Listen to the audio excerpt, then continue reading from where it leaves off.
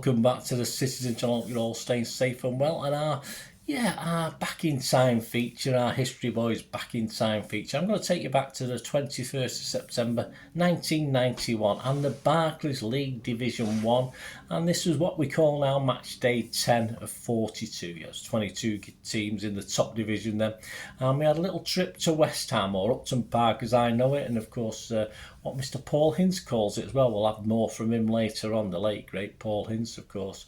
So please, if you are new to the channel, push that subscribe button, push the bell notifications, everything City past like this one and present, of course. Great to have you on board. Please spread the word. And if you are pushing buttons, a little bit of effort goes into these things, you know. It's so if you can show your appreciation by giving a little thumbs up or a like, I'd be very, very grateful. So as I said, we're going back to season 91-92. City under, of course, player manager Peter Reid. We were in a bit of a mini slump at the time after a promising start, including a victory over Liverpool. It's always nice to beat them, wasn't it? We sat top, but 3 defeats on the trot had seen City slip back to 10th after 9 games.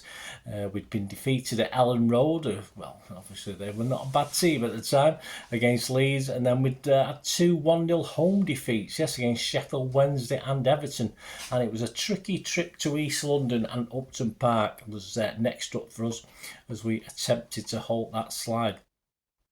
A little bit of background. Previously, yes, Peter Reid was, of course, in his first full season as player manager after taking over the reins from Howard Kendall the previous November. We finished the season 5th, so Reid was under a bit of pressure. He was after a bit of money as well. He was willing to sell players, to buy players. Pressure to improve on this 5th place spot the season before, and if you look at newly promoted West Ham, they just got back in the division, find it a little bit tough early doors in this season. Only a couple of points ahead of the relegation places, and they were managed by their playing legend Billy Bonds at the time, who'd gotten promotion. He'd actually took over from a certain guy called Lou Macari. I think he had to go and run his chippy or something. I'm not too sure what happened there. Build up to the game, yes, with the arrival of Keith Curle at the start of this season. Colin Hendry's nose was out of joint. He appeared to be the forgotten man. He wasn't very happy, and Reid was willing to sell him to finance new additions. He was not alone though. Reid was also willing to take offers for both Andy Dibble and Clive Allen as well at the time. Player manager Reid himself was ruled out of the game with a hamstring injury. West Ham in their ranks had ex-City players, yes, old Ian Bishop and Trevor Morley. On to the game, the lineups that day.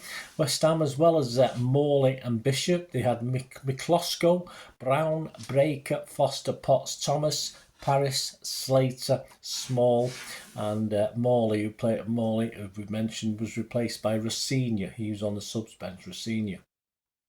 City that day, yes, no Mr. Dibble. It was, of course, old Tony Coton and Andy Hill, Neil Poynton, Ian Brightwell, Keith Curle, Steve Redmond, David White, Adrian Heath, that's his Sunday name, Niall Quinn, Gary Megson, Michael Hughes, and of course he was replaced later on by a guy who was important in this match, Colin Hendry, no less. The attendance was 25,588. Yeah, the City fans were sort of in the corner behind the goal. It looked reasonably full, the little section. I don't know how many it held, probably held about 1,500, 2,000, I'm not too sure. So the match report, over to the match report, and of course the late great, we've already mentioned him, haven't we, Paul Hinds. This is his match report for the Manchester Evening News under the headline City Prayers Are Answered.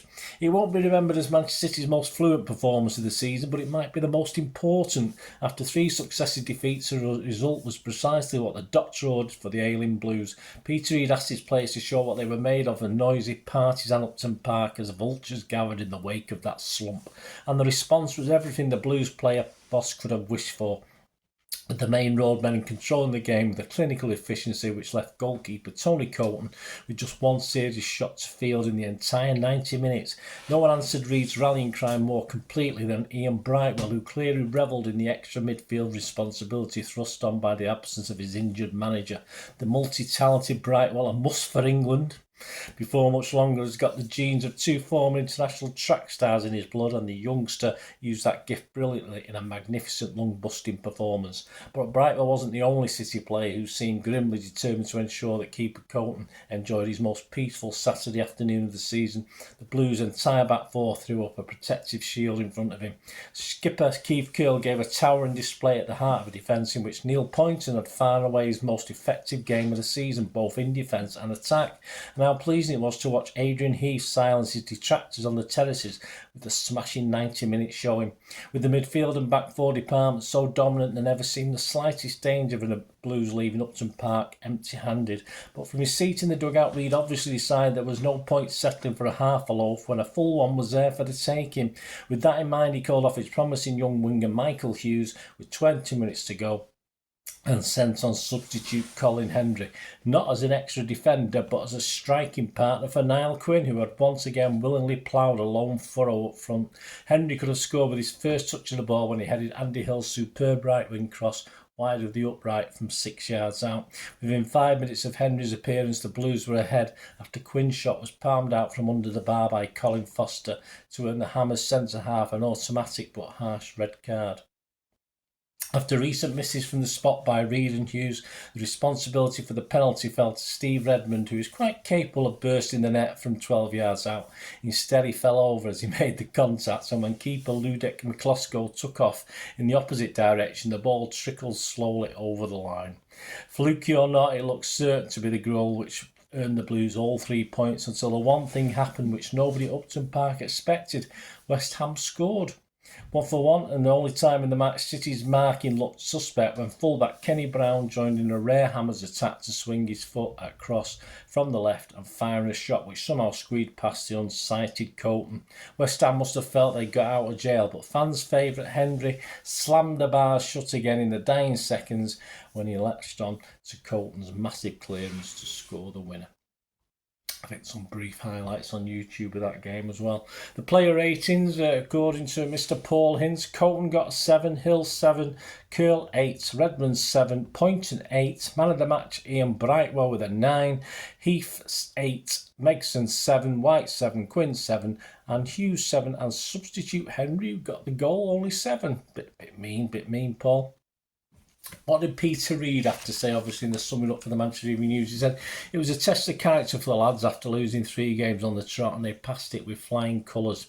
I wanted to see the return of form we showed in the opening games when we were so difficult to beat, and this is exactly what they gave me. At no stage of the game did I think we were going to lose. Keith Curle organised the back four brilliantly, while Ian Brightwell showed what a diamond he is with a superb all-round display. Full marks to Colin Hendry. He created mayhem when he came on against Everton last Tuesday, and he did exactly the same against West Ham. He took the opportunity to remind people what he can do, and at least we were being positive when we sent him on as an extra attacker. I would like to give our special mention to our fans at Upton Park. Their manager Billy Bond said he couldn't remember another occasion when the West Ham fans have been outshouted by the visitors. It was like having an extra man out there on the park, and it gave my players a tremendous boost. There you go. So that's Peter Reid. Some headlines from other journalists. Tony Flood's newspaper piece led with Subsinksum, and journal Derek Brown's piece he led with many a miss before City hit hammers. Yes, the win took City 6th with 16 points from 10 games. West Ham 18th with 10 points from 10 games. Some other results on the day and crowds make interesting reading. Arsenal 5, Sheffield United 2 in front of 30,244. Aston Villa 3, Nottingham Forest 1, 28,506. Everton 3, Coventry 0, 20,542. Where were you? Leeds 1, Liverpool 0, 32,917. United 5, Luton 0, 46,491. Notts County 2, Norwich 2, 9,488. Oldham 2, Crystal Palace 3. 13,391. QPR 2, Chelsea 2, 19,579. Sheffield Wednesday 2, Southampton 0, 27,291. The West Ham City, which we've already had, 25,588. And Wimbledon 3, Tottenham 5. Yeah, that was a cracking game, wasn't it? 11,000. 927. Well, what happened after that? Well, Henry played his last game for City on the 2nd of November before moving to Blackburn. He did okay there, didn't he? And Clive Allen went soon after him as well to Chelsea. But old Andy Dibble, well, he had to wait a few years later. Once I mean, I stayed there another few years. I'm not saying he played all the time, but he was there for a few more years yet. Peter Reid, of course, took City from 5th spot the previous season to, 5th spot this season, 12 points behind eventual champions Leeds United. Sadly, it will not get better for Peter Reid or City. The next time we matched the top 5 finish was to be with the help of dirty oil money, wasn't it, in season 09-10, so we had a bit of a wait. West Ham would drop straight down again this season, but then bounce straight back up again a year later. Billy Bonzo was eventually replaced by Harry Redknapp for the 94-95 season. There you go, guys. Hope you enjoyed that little look back. Please share us your memories, anything, if you were there that day. And yes, do you remember singing yourself hoarse and out singing the West Ham fans? Well, most of our away fans out singing the home fans these days. It's the norm. But were you there? Let me know. Share your memories. It's great to hear from you. But I hope you enjoyed this look back at back in time. 21st of September 1991, the Barclays League Division 1. City at West Ham and a 2-1 win. Yeah, wasn't too bad, was it? Watch it on YouTube, have a laugh at that penalty. It wasn't, it didn't trickle over the line, but it was quite funny. The commentator thought he deliberately did a Panenka or a chip. I'm not sure if it was called that at the time, but yeah, quite funny to watch back. Thanks very much, guys. Hopefully I'll see you all very soon until we meet again. And that's one thing, don't I? Please stay safe, Blues. Come on, City. Bye for now.